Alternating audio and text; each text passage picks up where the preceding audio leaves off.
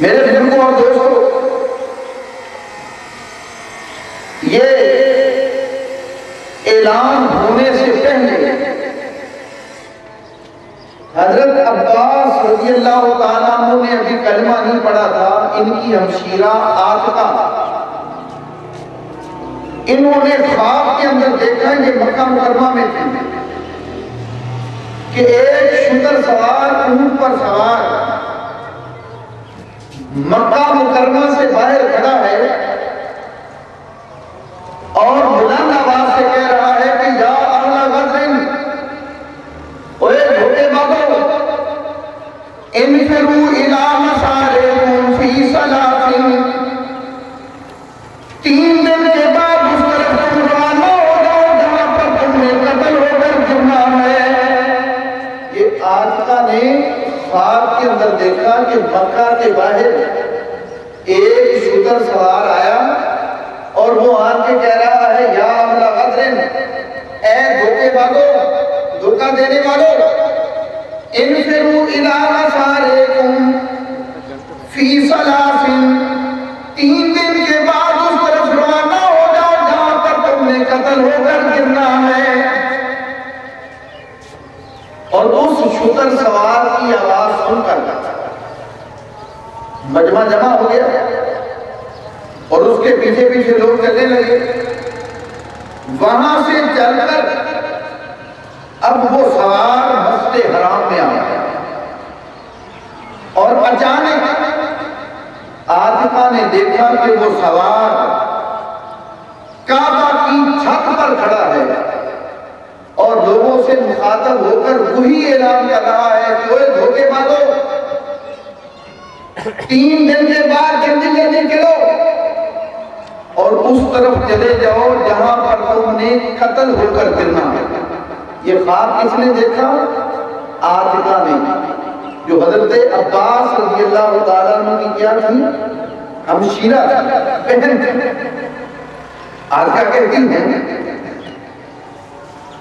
کہ پھر اچانک وہی سوار مجھے جبل ابو قبیس کے اوپر بھی نظر آیا اور اس نے وہاں سے ایک پتھر کو نیچے کو پھینکا اور وہ پتھر جب نیچے کو لڑکا تو اس کے اتنے ٹکڑے ہو گئے کہ مکہ کے ہر گھر کے اندر اس پتھر کے کچھ ٹکڑے آ گئے۔ صبح ہوئی تو عاتقہ نے یہ خواب اپنے بھائی عباس سے بیان کیا اور ساتھ ہی یہ بھی شرط عائد کی کہ یہ خواب کسی کو بتانا نہیں۔ لیکن حضرت عباس نے یہ اپنے دوست ولید کو بتایا تو آگے اس نے اپنے باپ کو بتایا، باپ کو چلتے چلتے یہ بات ابو جہل تک پہنچ گئی۔ جب ابو جہل تک یہ بات پہنچی تو جب حضرت عباس سے ملاقات ہوئی تو ابو جہل نے تانا مارا کہ پہلے تو آپ کے بھتیجے نے نبوت کا اعلان کر دیا ہے، کیا اب اس کی پھوپھی بھی نبوت کا اعلان کرنے والی ہے؟ یعنی حضرت عاتقہ یہ بات میں کلمہ پڑھ کر مسلمان ہو گئی تھی، تو کیا وہ بھی نبوت ہے؟ یہ اس طریقے سے تانے مارنے لگا۔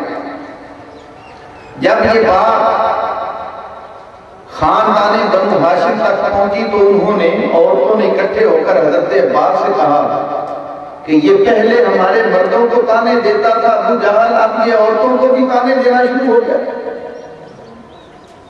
حضرت عباس نے ارادہ کیا کہ میں آج ابو جہل کو اس بات کا جواب دوں گا۔ جواب دینے کے لیے آئے تو دیکھا کہ ابو جہل دوڑتا ہوا جا رہا ہے۔ میرے بزرگوں اور دوستوں، جب ابو جہل کو دوڑتے ہوئے دیکھا، آپ بھی اس کے پیچھے ہو لیے، دیکھا تو تمیم غفاری کے پاس جا کر کھڑا ہو گیا، جہاں پر تمیم غفاری اعلان کر رہا ہے کہ چلو ابو سفیان کے قافلے کی مدد کے لیے جمع ہو جاؤ۔ اب جناب عباس نے یہ دیکھا وعلیکم السلام۔ اب ادھر آقا کا خواب اور ادھر یہ اس آدمی کا آن کے یہ اعلان کرنا، گویا اس خواب کی تعبیر پوری ہونا شروع ہو جو آقا نے خواب دیکھا۔ میرے بزرگوں اور دوستوں، مکہ مکرمہ میں لوگوں نے انتقام کی غرض سے جمع ہونا شروع کر دیا۔ اب جب وہ جمع ہو کر اپنے قافلے کو بچانے کے لیے مسلمانوں کے ساتھ جنگ کرنے کے لیے چلے تو بہت سارا سامان کھانے پینے کا انہوں نے اپنے ساتھ لیا، اور ایک ایسا لشکر جو تقریباً 1000 کے لگ بھگ تھا،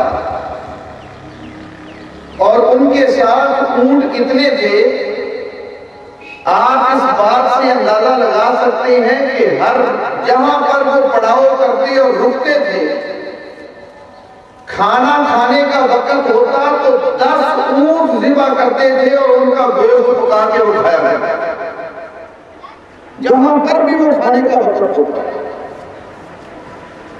کافروں کی طرف سے 1000 کا لشکر اور مسلمانوں کی طرف سے کتنے تھے؟ صرف 313۔ اور حفیظ جلندری نے اس کو کہا کہ نہیں تھا 313 سے آگے تک شمار ان کا،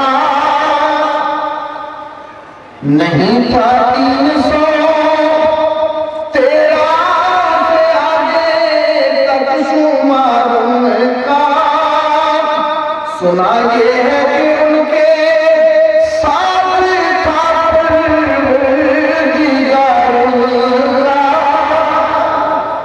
نبی پاک صلی اللہ علیہ وسلم کا لشکر تو تھوڑا تھا، لیکن ان کے ساتھ مدد کس کی تھی؟ اللہ تعالیٰ کا۔ کبھی اللہ نے فرمایا، اللہ تعالیٰ نے ارشاد فرمایا وَلَقَدْ نَصَرَكُمُ اللَّهُ بِبَدْرٍ وَأَنْتُمْ أَذِلَّةٌ۔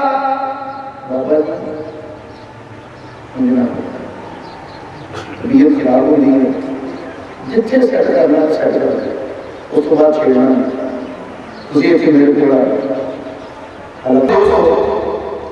ابو سفیان اپنا راستہ تبدیل کر کے بحفاظت مکہ مکرمہ پہنچ گیا، لیکن انتقام لینے کے لیے ابو جہل وغیرہ وہ بضد تھے کہ ہم نے مسلمانوں کے ساتھ جنگ کرنی ہی کرنی ہے اور اس دین کو ختم کرنا ہے۔ قصہ مختصر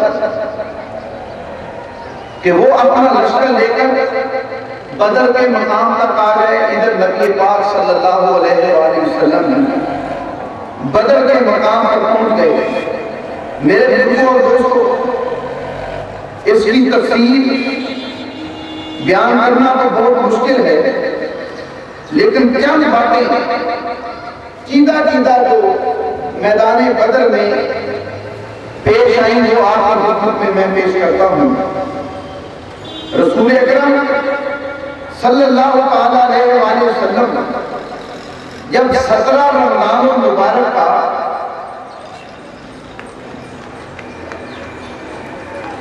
کی رات 2 ہجری اور جمعہ کی رات کی، یہ 17 رمضان المبارک اور جمعہ کی رات، صحابہ کرام رضوان اللہ علیہم اجمعین کی ایک جماعت کو ساتھ لیا، اور یہ جو میں بات آپ کو بیان کرنے لگا ہوں ابو داؤد شریف کے اندر موجود ہے اور مسلم شریف کے اندر موجود ہے۔ اس کے اندر ان دونوں حدیث کی کتابوں کے اندر موجود ہے کہ نبی پاک